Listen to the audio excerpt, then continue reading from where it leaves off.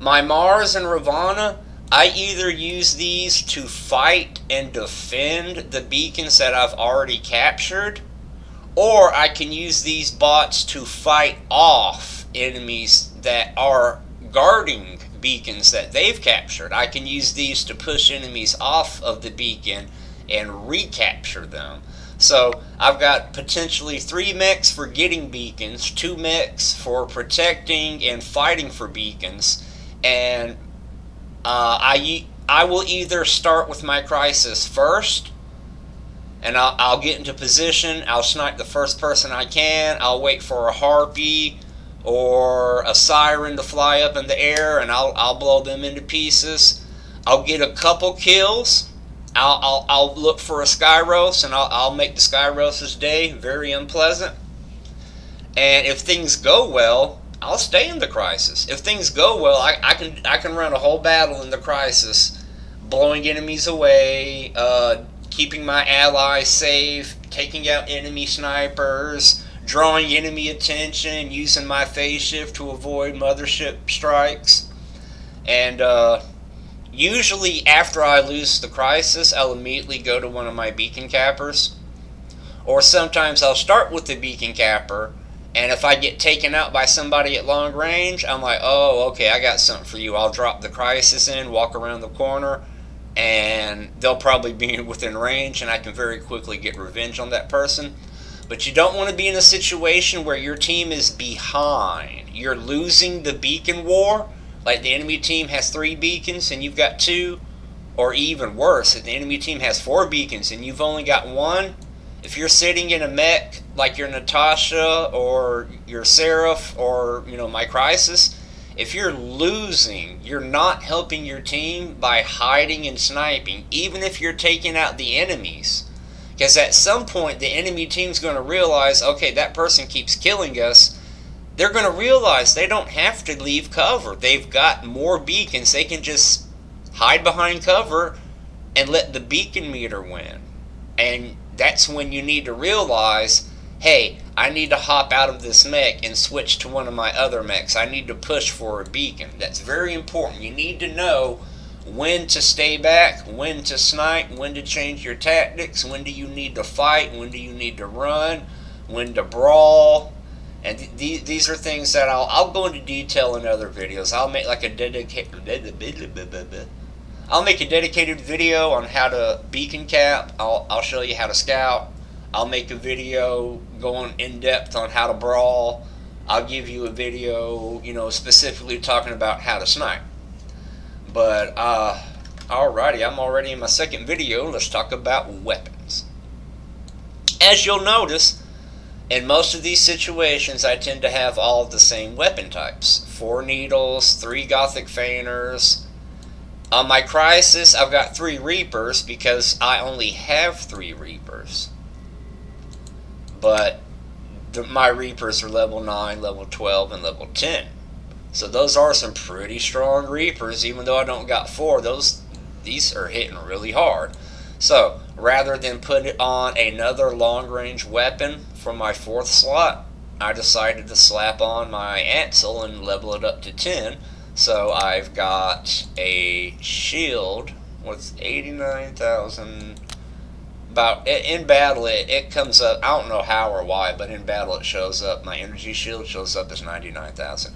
But my crisis has an Ansel in addition to phase shift, and my pilot's got maxed out armor tier, max tier armor expert, which gives it 15% additional durability. And I've got a level 3 immune amplifier, which gives it an additional 7% durability. So rather than focusing on complete murder and kill, I decided to give my crisis a little bit more survivability. But all 3 of these weapons, they're all Havocs, Fatal Havocs.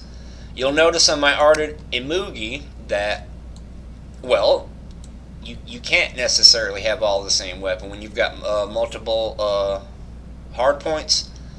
But the Magneteer and Pulsar are in the same weapon type line. They're the same theme. 600 range. They have they empty out their magazines and reload at the same speed. They have the same lockdown mechanic. So I want to fly up in the air, get an enemy within 600 meters, and then hit them with all of these weapons to lock them down. And if you want your weapons to suit what the robot is and what the role is. So for example, the way I've got my Nether set up here, it's for close range brawling.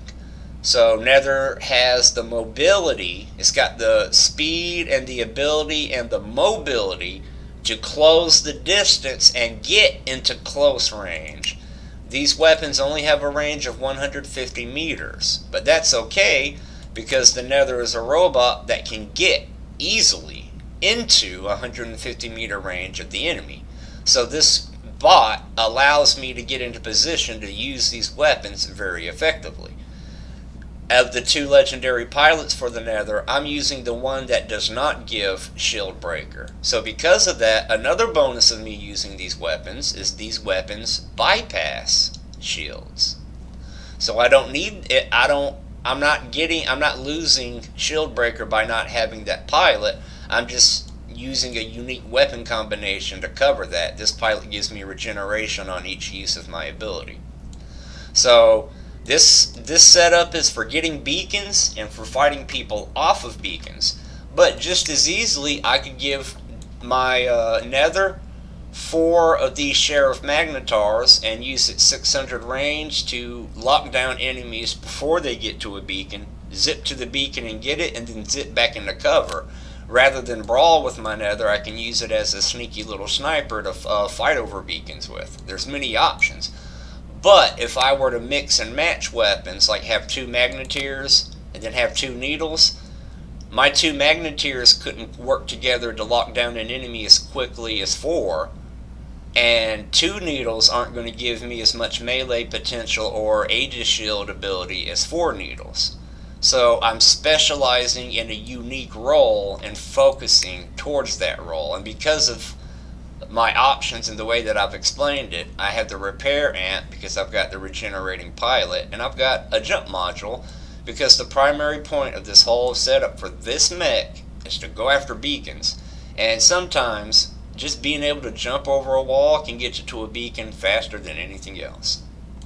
If I wanted longer range for this mech, I've got options for it, but whatever my options were, I would want to keep to that. If I put on 1 Chromola, I'd want to put on 4. If I put on 1 Dread Scald, I'd want to put on 4. Because that I don't have to spend as much energy trying to make sure that I'm in the right range for all of the weapon types. Medium weapons. Well, the for this is a brawling type mech. Its ability has a range of up to 3 to 500 effective range. Not super close range, but not super long range. You want to be in range to make good use of this turret, and you want the Mars's weapons to support the position and the role it wants to be in. So even though Gothic Fainters have a range of 600, they get more effective the closer you are. And because of the Mars's built-in shield, it gives it the ability to put itself in risk and brawl in longer bursts of time before the shield breaks, it starts taking damage, and then it has to take cover. Or if you're winning the fight, you would push the offensive. In this position, you want weapons that are powerful, but you also want them that don't have a mandatory long reload, because you don't. The weapons with long reloads tend to be good at sniping, because they get their damage in, and then while they're reloading, you just walk behind cover and you're safe because you're at such a long range. The Ravana, I've got very close range weapons because the Ravana's ability Transcendence allows it to thrive in a close range combat scenario. I could put longer range weapons on the Ravana and I could make it work, and I could use Transcendence to avoid shots to make it a more effective sniper, but I wouldn't be utilizing this robot's maximum potential. If I wanted a sniper, I have other robots that can provide a better platform to put sniping weapons on that can perform the sniping role better. So